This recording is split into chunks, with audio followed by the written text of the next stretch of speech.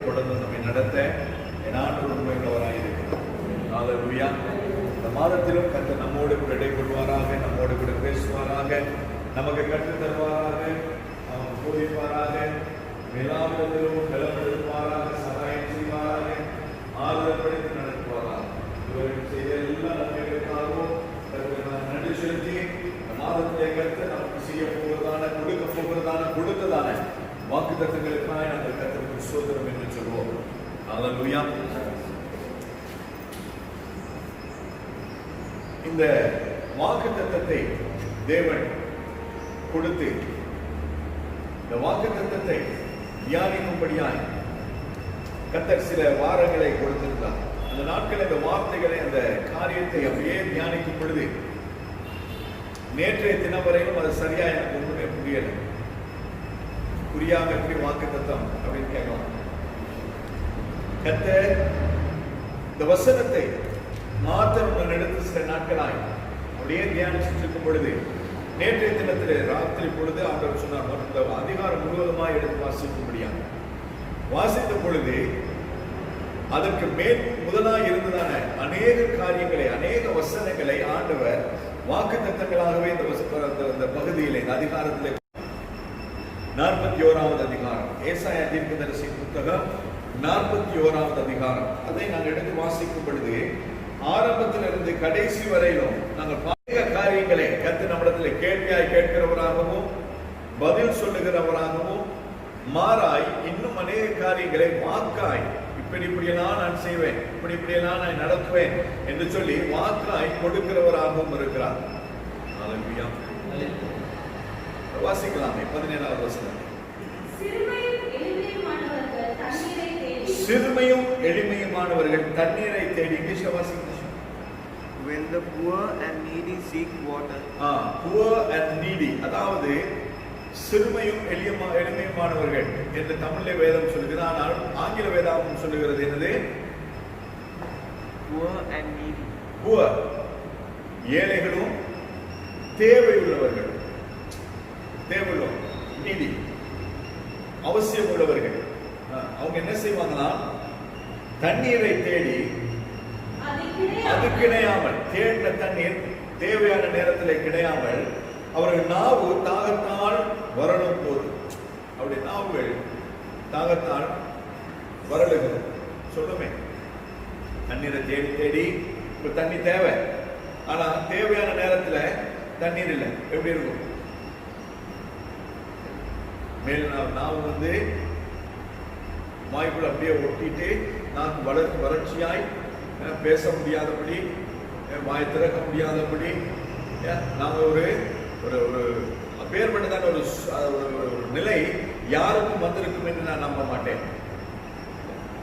இதுவரை அந்த அளவுக்கு நான் வறண்டு நாம அப்படியே வாய்க்குள்ள ஒட்டி போய் பேச முடியாத அல்லது பூச்சி திணறுகிறதான தன்மை யாருக்குமே வந்திருக்காது.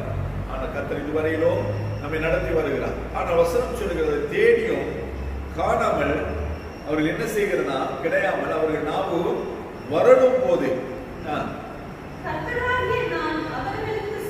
ஆண்டவராகிய கர்த்தராகிய நான் அவர்களுக்கு செவி கொடுத்து இஸ்ரவேலின் தேவனாகிய நான் அவர்களை கைவிடாதிருப்பேன் என்று சொல்லி ஆண்டவர் வாக்கு பண்ணியிருக்கிறார். ஹல்லேலூயா. ஆண்டவர் என்ன சொல்றாரு? கர்த்தராகிய நான் அவர்களுக்கு செவி கொடுத்து இஸ்ரவேலின் தேவனாகிய நான் அவர்களை கைவிடாதிருப்பேன். நம்மை விசாரிக்கிற, நம்முடைய தேவைகளை சந்திக்கிற, இரவு பகலும் தூங்காதபடி நம்மை கண்விழித்து காக்கிற ஒரு நல்ல தேவன் நமக்கு இருக்கு.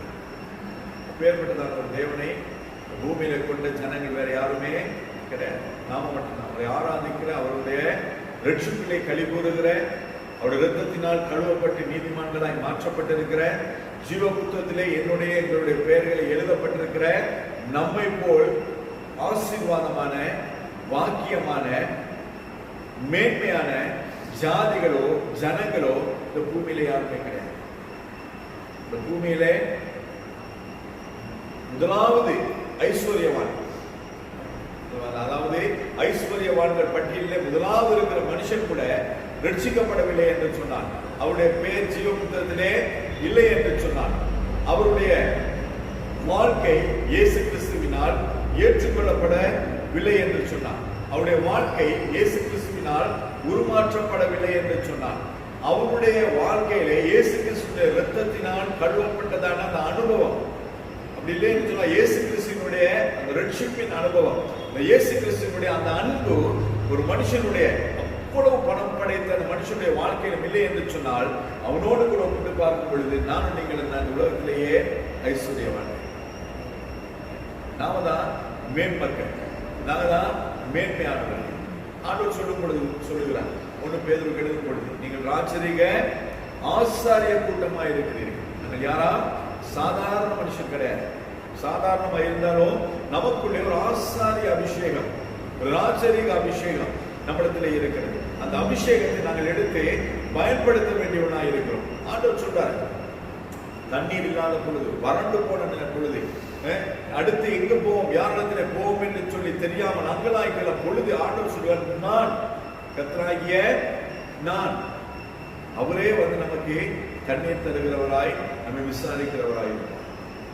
2018 வருஷம், 2 வருஷங்களுக்கு முன்புதான் ஒரு சூழ்நிலையில ஒரு தேசத்தில் நான் இருந்து ஜெபித்துக் கொண்டிருக்கும் பொழுது அங்கிருந்துதான் ஒரு ஊழியக்காரர், நான் நேசிக்கிற ஒரு சகோதரன், தம்பி அப்படிதான் அவர் கூப்பிடுறது, குணா என்று சொல்லப்படுகிறதான ஒரு தேவனுடைய மனுஷன். அவர் திடீர்னு சொல்லி அவர் போன் பண்ணி, அண்ணா எப்படி இருக்கிறீங்க, நல்லா இருக்கிறீங்க, என்ன பண்ணிட்டு இருக்கீங்க, உபவாசம் பண்ணிட்டு இருக்கிறேன், எங்க இன்னொரு தேசத்துல இருந்து உபவாசம் பண்ணி ஜெபம் பண்ணிட்டு இருக்கிறேன். அந்த நேரத்தில் அவர் கூப்பிட்டு சொன்னாரா, ஆண்டவர் இந்த வசனங்களை உங்களுக்கு கொடுக்கும்படியாக சொல்லுகிறார் என்று சொல்லி 41வது அதிகாரம் 1வது வசனம் தொடங்கி 16வது வசனம் வரை கொடுத்தாரு. இந்த 17வது வசனத்தை கொடுக்கல. அதுக்கு பிறகு நேற்றைய தினத்தில், நேற்றைய ராத்திரி பொழுது இந்த திடீர்னு சொல்லி, ஆண்டவரே எப்படி இன்னும் நம்முடைய பிள்ளைகளுக்கு விளங்கப்படுத்துவது, இது எப்படி இன்னும் நம்முடைய பிள்ளைகளுக்கு நான் இதை வியாக்கியானம் பண்ணி கொடுப்பது என்று சொல்லி ஆண்டவரத்தில் கேட்டிருந்த பொழுதுதான் ஆண்டவர் சொன்னாரு, மேற்பகுதியை வாசி அப்படின்னா. அப்பதான் வாசிக்கும் பொழுது பைபிள்ல நான் எழுதியிருக்கிறத நான் பார்த்தேன். நான் இந்த பைபிளை பார்த்து நான் இந்த செய்தியை நான் பண்ணல, புது பைபிளோட எடுத்து வாசிட்டு இருக்கிறேன். அந்த பைபிளை வாசிட்டு இருக்கும் பொழுதுதான் இந்த வசனத்தை திடீர்னு சொல்லி 41வது அதிகாரம் 17வது வசனம் அப்படின்னு சொல்லி ஆண்டவர் சொன்ன பொழுது அதை எடுத்து வாசித்து இந்த மாதத்தின் வாக்குத்தத்தத்தை உங்களுக்கு என்று தேவ சமூகத்திலே பெற்றுக்கொண்டேன். அதுக்கு பிறகு அன்று முதல் கொண்டு நேற்றைய ராத்திரி பொழுது வரை தியானிக்கும் பொழுதுதான் ஆண்டவர் மேற்பகுதியை வாசி அப்படின்னா. அதுல 1வது வசனம் சொல்லுகிறது, தீவுகளே எனக்கு முன்பாக மௌனமா இருங்க. ஆண்டவர் சொல்ற தீவுகள் என்ன, அந்த இலங்கை ஒரு தீவு. இந்த இலங்கை தீவை போல இன்னும் அநேக எத்தனையோ தீவுகள் இருக்குது. மாலைத்தீவை அண்டி மாத்திரம் ஆயிரக்கணக்கான தீவுகள் உண்டு. இன்னும் உலகத்திலே உலக அந்த வரைபடத்தை எடுப்பீர்கள் என்று சொன்னால், உலகத்தை அப்படியே முழுமையா எடுப்பீர்கள் சொன்னா, நாம் அறியாத தீவுகள், எண்ணப்பட முடியாத தீவுகள் இன்னும் ஆங்காங்க அப்படியே இருக்கிறது. அப்ப தீவுகளை பார்த்து ஆண்டவர் சொல்றார், தீவுகளே எனக்கு முன்பாக மௌனமாயிருங்கள், ஜனங்கள் தங்கள் பெலனை புதிதாக்கி கொண்டு சமீபித்து வந்து பின்பு பேச கடவர்கள். நாம் ஒருமிக்க நியாயாசனத்துக்கு முன்பாக சேருவோம் என்று சொல்லி அந்த வசனத்தை நாங்கள் பார்க்கக்கூடியதா இருக்கு. அவர் தீவுகளிலே இருக்கிறதான அந்த தீவுகள் முதலாவது என்ன செய்ய வேண்டியதா இருக்கிறது, மௌனமாய் இருக்க வேண்டும். தேவனுக்கு முன்பதாய் மௌனமாய் இருக்க வேண்டும். அந்த தீவுகள் தங்களை, அதாவது இன்னும் ஒரு வசனத்தை நாங்கள் வேதத்தில் வாசிப்போம் என்று சொன்னால், அதாவது இயற்கை உலகம் ஆண்டவருடைய வருகைக்கு ஆயத்தமாய் இருக்கிறது.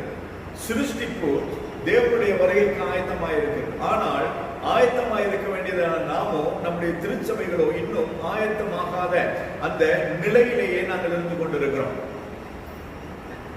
சின்னரும் ஒரு மனவாட்டி ஆயத்தப்படுத்தி ரூம்ல வச்சிருந்த போது அந்த டைமுக்கு முன்பதாக என்ன செய்வாங்கன்னா, இப்போ வந்து அப்படி கிடையாது, அவங்க எங்கேயாவது ஒரு சரவணை கொண்டு விட்டுருவாங்க.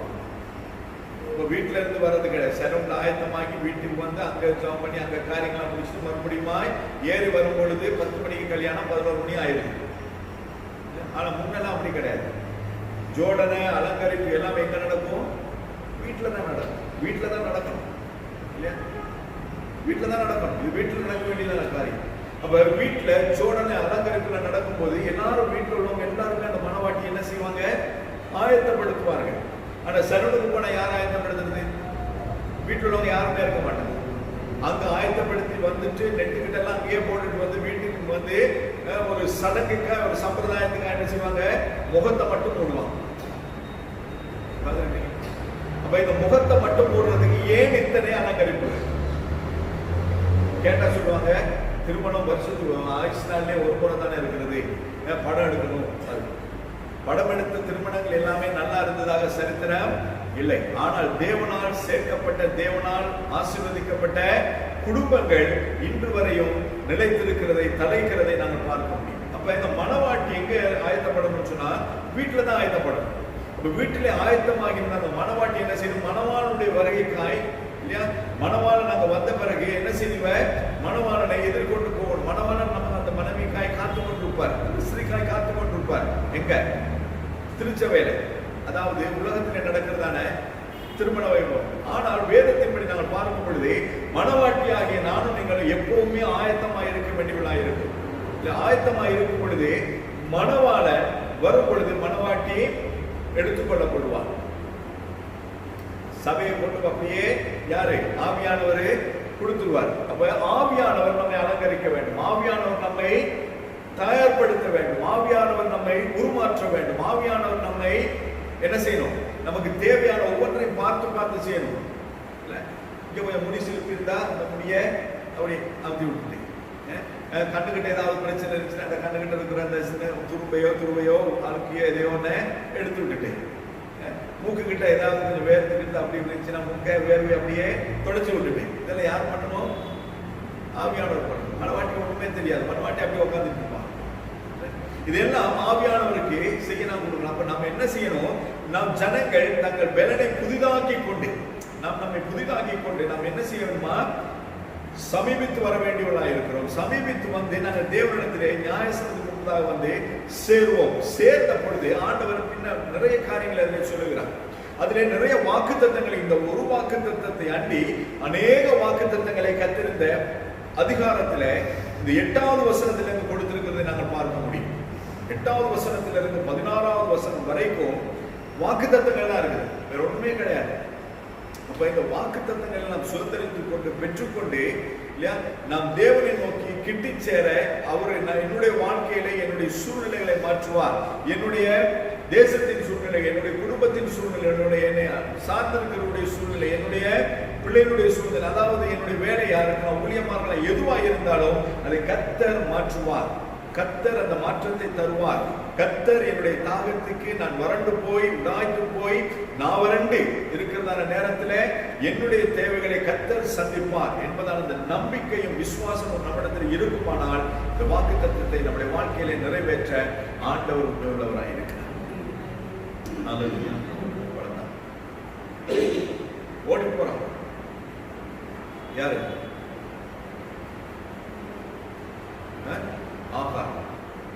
ஆச்சாருடைய கொடுமை தாங்க முடியாம ஓடி போறான். ஓடி போகும் பொழுது வனாந்தரத்தில் பிள்ளை மறிக்க போகிறான். அதாவது தண்ணி கிடையாது, கொண்டு வந்த தண்ணி திராட்சை ரசம் எல்லாமே வழியில முடிஞ்சு போயிடுச்சு. எதுக்கு மேல அவங்களுக்கு நடக்க முடியாது, தண்ணியும் கிடையாது, வனாந்தரத்துல தண்ணி கிடையாது. அப்பேற்பட்ட நேரத்துல ஆகார் ஒரு இடமா போய் அழுகிறான். ஒரு பிள்ளை இங்க நான் வரண்டு, இந்த வசனத்தின் படி நான் வரண்டு தண்ணீர் இல்லாத ஒரு சூழ்நிலையில அந்த பிள்ளை இருக்கும் பொழுது அதை பார்க்க முடியாத அம்மா போய் அழுறாங்க. இந்த தூரத்தை போய் அழுதுட்டு இருக்காங்க. அழுதுட்டு இருக்கும் போது என்ன நடக்குது சொல்லுங்க, அழுதுட்டு இருக்கும் போது என்ன நடக்குது, தண்ணீர் கிடைக்குதா இல்லையா, தண்ணீர் கிடைக்குது. அழுறது யாரு, ஆஹா அம்மா அழுறாங்க. ஆனா நாவரங்க போய் இருக்கிறது யாரு, பிள்ளை. ஆனால் வேதம் சொல்லுகிறது ஆகாருடைய சத்தத்தை கர்த்தர் கேட்கவில்லை, மாறா யாருடைய சத்தத்தை ஆண்டவர் கேட்கிறார், பிள்ளையினுடைய சத்தத்தை. பிள்ளை அல்ல, ஆனா பிள்ளையினுடைய சூழ்நிலை, அதாவது நாவரண்டு போய் பேச முடியாதபடி, கத்த முடியாதபடி, வாய் திறந்து கேட்க முடியாதபடி, நாவ் வந்து மேல் வாயோட கூட ஒட்டிட்டு இருக்கும் பொழுது அந்த சூழ்நிலையை அறிந்த தேவன் அந்த பிள்ளையினுடைய சத்தத்தை கேட்டு உள்ளுக்கு அந்த பிள்ளை குமுறதான குமுறல், அந்த அழுகை சத்தம், அந்த வேதனை, அந்த துயரம், அந்த பாடு, அந்த பிள்ளை கடந்து போகிறதான அந்த நிலையை காண்கிற தேவன் அந்த பிள்ளையை பார்க்க முடியாத தாயே தூர போய் அழுதுட்டு இருக்கிறான். ஆனால் வேதம் சொல்லுகிறது, கற்பத்தின் பிள்ளைக்கு தாய் பாலூட்ட மறந்தாலும் நான் மறக்கிறது. நாம் எல்லாரும் மறந்து போயிடலாம். சிலர் அவன் பிள்ளை மறந்து போயிடலாம். சாப்பிட்டானா, தூங்கினானா, படிச்சானா, குளிச்சானா, எதுவுமே கேட்காவிட்டாலும் கூட நம் தேவன் அதை கேட்கிறவராய். அதான் நம் தேவன். நம்மை விசாரிக்கிறவர், நம்மை பெற்றெடுத்தவர்களை, நம்மை ஆதரிக்கிறவர்கள், நமக்கு ஆதரவு செய்வார்கள் என்று சொல்லி எதிர்பார்க்கிற எல்லாருமே நம்மை விட்டு போனாலும் நம்மை விட்டு போகாத ஒரே ஒருவர் இருக்கிறார். அவர்தான் எனக்காய் எங்களுக்காய் ஜீவன் கொடுத்த என்னுடைய உங்களுடைய கர்த்தராகிய இயேசு கிறிஸ்து. அவருடைய அன்புக்கு ஈடா இந்த பூமியிலே எதுவுமே கிடையாது. அந்த தேவன் இந்த மாதத்தில் நமக்கு என்ன வாக்குத்தத்தம் கொடுக்கிறாரு? 17வது வசனம், சிறுமையும் எளிமையுமானவர். Poor and needy. When the poor and needy seek water and there is none, அங்க ஒண்ணுமே இல்ல, அவங்க தேடுவாங்கன்னா அங்க ஒண்ணுமே இல்லையா, and their tongue faileth for thirst, I the Lord will hear them, I the God of Israel will not forsake them. அவங்க ஒருபோதும் புறம்பே தரமாட்டார், அவங்க ஒருபோதும் கைவிட மாட்டார். இஸ்ரவேல் தேவன் 121வது சங்கீதத்தில் நாங்கள் வாசிப்போம். ஒவ்வொரு நாளும் நம்ம ஆராதனைக்கு பின்பதாய் நாங்கள் சொல்லுவோம், இஸ்ரவேலை காக்கிற தேவன் அவர் தூங்குகிறதும் இல்லை, உறங்குவதும் இல்லை. இரவு பகலாய் கண்விழித்து நம்மை காக்கிற ஒரு நல்ல தேவன் அவர் நமக்காக இருக்கு. அந்த தேவன் சொல்லுகிறதான காரியம் இந்த மாதம் முழுவதுமாய் நாங்கள் விடைத்து போவதில்லை, தண்ணீருக்காய் நாங்கள் அலைந்து திரிய போவதில்லை. தேவை என்று சொல்லி வரும் பொழுது இல்லையா, ஏழைகளுக்காய் தேவை உள்ளவர்களுக்காய் கர்த்தர் இறங்குவேன், அவர்களுக்காய் நான் என்னுடைய கரங்கள் நீட்டப்படும், அவர்களை விசாரிப்பேன் என்று கர்த்தர் சொல்லுகிறார். ஒரு நாள் ஒரு நன்மையும், கர்த்தரை தேடுகிறவர்களுக்கு ஒரு நன்மையும் குறைபடாது. அவரை தேடிட்டே இருக்கிறார். எப்படிதான் சூழ்நிலைகள் மாறினாலும், தேசத்தின் நிலைமைகள் மாறினாலும், எல்லாம் நிறைய பேர் சொல்றாங்க, எல்லாம் உலகம், அதாவது பெரிய பெரிய அறிஞர்கள் முதலாய் பொருளாதாரத்திலே தலை சிறந்தவர்கள் எல்லாம் சொல்றாங்க, இனிமேல் உலகத்தில் என்ன நடக்க போதா, ஒரு பொருளாதார நெருக்கடி, ஒரு பொருளாதார வீழ்ச்சி வரப்போதுன்னு சொன்னாங்க. எனக்கு நான் அதை பற்றி ஒரு அக்கறையுமே கிடையாது, அதாவது ஒரு கவலையும் கிடையாது. ஏன்னு சொன்னால் இந்த உலகமோ, உலக வங்கியோ, தேசமோ என்னையோ உங்களையோ போஷிக்கிறது கிடையாது. என்னையும் உங்களை விசாரிக்கிறதே பரலோகம், என்னையும் உங்களை நடத்துகிறதே பரலோகம், என்னையும் உங்களையும் திருப்திப்படுத்துகிறதே பரலோகம். அப்படி இருக்கும் பொழுது உலகத்திலேயே பணசரி வந்தாலும் என்னுடைய வாழ்க்கையில, உங்களுடைய வாழ்க்கையில ஒரு நாள் ஒரு நன்மை குறைபட போகிறதே கிடையாது. நான் வறண்டு இருக்கும் பொழுது, தண்ணீர் அற்று இருக்கும் பொழுது, மரண தருவாயில இருக்கும் பொழுது, இதோ முடிய போகிறது என்று சொல்லி அந்த சூழ்நிலைக்கு நாங்கள் தள்ளப்பட்டாலும் நம்மை காக்கிற, நம்மை விசாரிக்கிற, நம்மை நடத்துகிற ஒரு நல்ல தேவன் அவர் நம்மோடு கூட இருக்கிறார். அது சூழ்நிலை எப்படியா இருக்கும் அதை பார்க்க வேண்டிய அவசியம் இல்லை. சூழ்நிலைகளை மாற்றுகிற தேவன் அவர் நம்மோடு கூட இருக்கிறார்.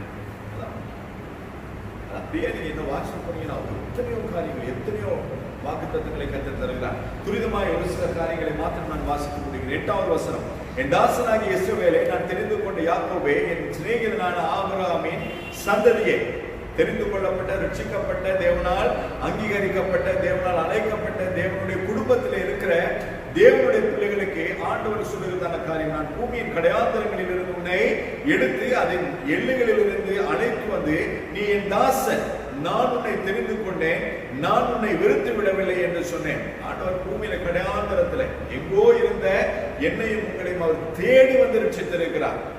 நாம் நம்முடைய ரட்சிப்பை பெற்றுக்கொள்ளவில்லை. ரட்சிப்பு நம்முடையதல்ல, நம்மை ரட்சித்தது உலகத்தை உண்டாக்கின கர்த்தர். உலகத்திலே ஒரு சின்ன ஒரு இடம் தான் இலங்கை. இலங்கை என்கிறது ஒரு தீவு. சாதாரணமாய், அதாவது இன்றைக்கு 2 கோடியே 2.5 கோடி இல்லைன்னா 2 கோடி 30 லட்சம் ஜனங்கள் கொண்டதான ஒரு சின்ன தேசம். அந்த சின்ன தேசத்தில் இருக்கிறதான என்னையும் உங்களையும் என் ஆண்டவர் தேடி வந்து ரட்சித்திருக்கிறார். ஒரு பெரிய மகிமையான ஒரு காரியம். நான் எப்பயுமே யோசிக்கிறேன், இந்த இலங்கையில் இருக்கிற அந்த 2 கோடி 2.5 கோடி ஜனங்கள், 2.5 கோடி மட்டுமே, இந்த 2.5 கோடி ஜனங்களிலே கிறிஸ்தவருடைய எண்ணிக்கையை பார்த்தீங்கன்னு சொன்னா இன்னும் 2-3% கிடையாது. அதாவது 2-3% சொன்னாலே எவ்வளவு? 3 லட்சம், 2 லட்சம், 2 லட்சம். இந்த 2 லட்சம் ஜனங்கள்ல கத்தோலிக்கர்கள் எத்தனை பேர் இருப்பாங்க? ஆங்கிலிக்கன் எத்தனை பேர் இருப்பாங்க? மெத்தடிஸ்ட் எத்தனை பேர் இருப்பாங்க? பேப்டிஸ்ட் எத்தனை பேர்? இதெல்லாம் பாரம்பரிய திருச்சபைகள் இல்லையா? இது பெரிய திருச்சபைகள், அதாவது ஆங்கிலேய நாட்கள் முதல் கொண்டு இருக்கிறதான திருச்சபை. அப்ப இந்த திருச்சபைகளோடு கூட ஆவிக்குரிய திருச்சபையில ஆண்டோடைய ரட்சிப்பை பெற்று மூழ்கி ஞானஸ்தானம் எடுத்து தேவாவியனுடைய அபிஷேகத்தை பெற்று ஆவிக்குரிய திருச்சபைகளிலே ஆராதிக்கிறதான தேவ ஜனங்களுடைய எண்ணிக்கையை பார்க்கணும்னு சொன்னா அது லட்சங்கள் கிடையாது, ஆயிரங்கள் தான் வரும். அந்த ஆயிரங்களிலேயும் நம்ம ஆலயம் எவ்வளவு பெரிய ஆலயம். அந்த ஆலயத்திலையும் என்னையும் உங்களை மாணவர் தேடி வந்து ரட்சித்து இந்த நாளிலே பேசிட்டு இருக்கிறாருன்னு சொன்னா அது எவ்வளவு பெரிய மகிமையான ஒரு காரியம். அதுதான் அவர் இருக்கும் பொழுது நாங்கள் எந்த சூழ்நிலைகளையும் பார்த்து எதையும் பார்த்து நாங்கள் அச்ச வேண்டிய, அச்சத்துக்கு உட்பட வேண்டிய அல்லது யோசிக்க வேண்டிய அவசியமே கிடையாது. ஏன் என்ன நடந்தாலும் கடைசி நேரத்தில் நம்மை காக்கிற, நம்மை விசாரிக்கிற, நமக்காய் பரிதவிக்கிற ஒரு நல்ல தேவன் நமக்காய் இருக்கிறார். ஆகனுடைய சத்தத்தை கேட்கிறோம். நம்ம எல்லாருமே யோசிச்சு வேதத்தை வாசிச்சு நம்ம யோசிச்சு ஆகார் அழுதான், ஆண்டோட ஆகார் கேட்ட, அதனால தான் பிள்ளைக்காய் ஆண்டோர் தண்ணீர் கொடுத்தார் என்று. பிள்ளையினுடைய அந்த நெருக்கத்தை, பிள்ளை கடந்து போகிற அந்த சூழ்நிலையை பார்த்த தேவன் ஆகாருடைய கண்களை திறந்து அந்த இடத்துல இருந்துதான் ஒரு நீரூற்றை காண்பித்தார். அங்கதான் இருந்தது. எனவே எனக்கும் உங்கள், அதாவது எங்களுக்கு போல நாங்க இப்படியே எல்லா இடத்துலையும் தேடிட்டு வந்தோம். எங்கடா டூலேட் போட்டிருக்குன்னு பார்க்காத இடமே கிடையாது. ஒரு இடத்த பார்த்தாலே நான் நினைப்பேன், ஐயோ இந்த இடம் நம்ம கிடைச்சா நல்லா இருக்கு. யாராவது ஒரு வீட்டுல மேல தந்தாங்கன்னா எங்களுக்கு ஒரு ஷெட்டாவது போட்டு ஆராதிக்கலாமே அப்படின்னு யோசிச்சுட்டு பொழுது கர்த்தர் அதே இடத்துல நமக்கு ஒரு ஸ்தலத்தை கொடுத்திருக்கிறார். சின்னதாய் ஆராதித்தோ ஒரு விசாலமான இடத்தையும் கர்த்தர் கொடுத்திருக்கிறார்.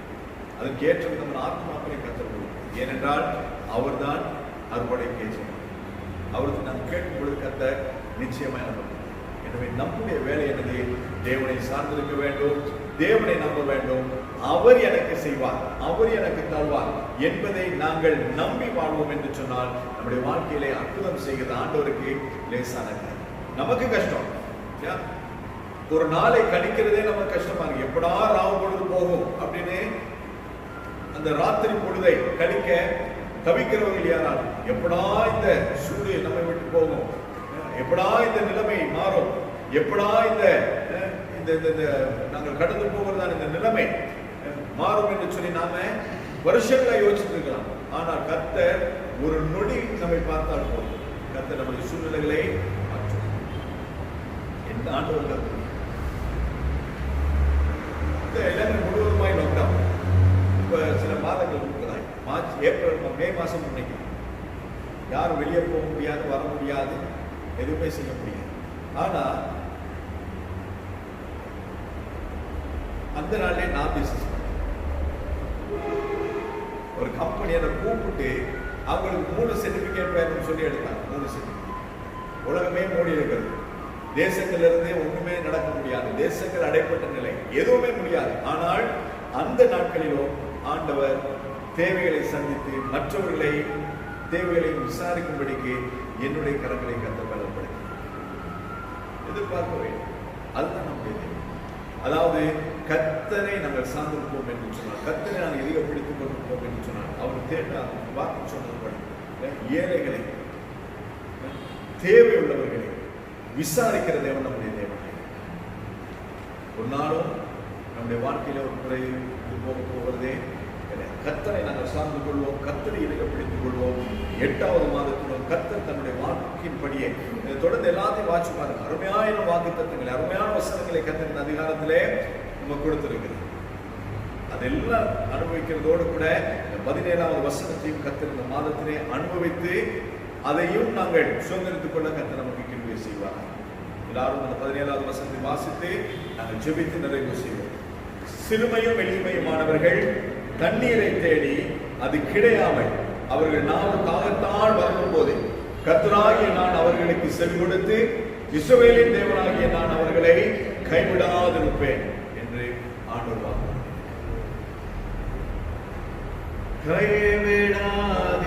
கைவிடாதிருந்தார், கைவிடாதிருந்தார், உறைந்த நேரத்திலே கரம் பிடித்து வந்தார், உறைந்த நேரத்திலே கரம் பிடித்து வந்தார், அவர் என்னோடு இருந்ததினால் கைவிடாமல் காத்து வந்தார், அவர் என்னோடு இருந்ததினால் கைவிடாமல் காத்து வந்தார், கைவிடாதிருந்தார்,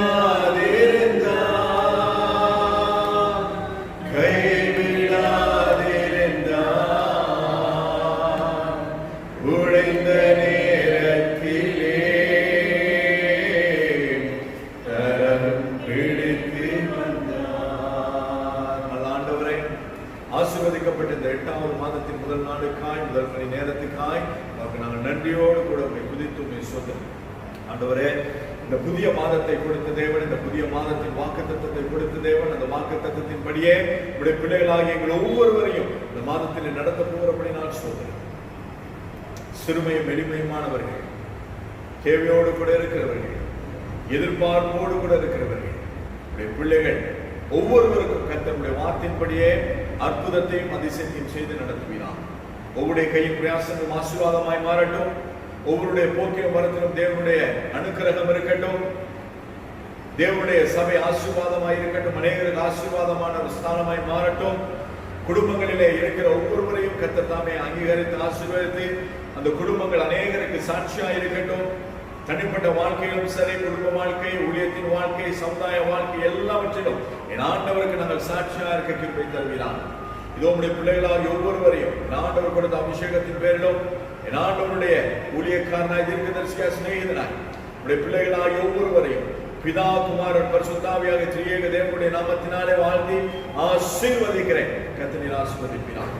உடைய பிள்ளைகள் நிறைவாய் திருப்தியாயிருக்க புதிகரமாய் உமக்கு செலுத்துகிறோம். கர்த்தர் மகிமைப்படும். ஒவ்வொருடைய போக்கின் வரத்தையும் காத்துக்கொள்ளும். வியாதி வருத்தங்களை தூரப்படுத்தும். கையின் பிரயாசங்களை ஆசீர்வாதமாய் மாற்றும். இன்னும் அநேகருக்கு ஆசீர்வாதமான பாத்திரங்களாய் என்னையும் எங்களையும் கர்த்தர் எடுத்து பயன்படுத்தும். எங்களை தாழ்த்துகிறோம். கர்த்தர் எடுத்து பயன்படுத்தும் ஆசீர்வாதம் இயேசு கிறிஸ்துவின் மூலமாய்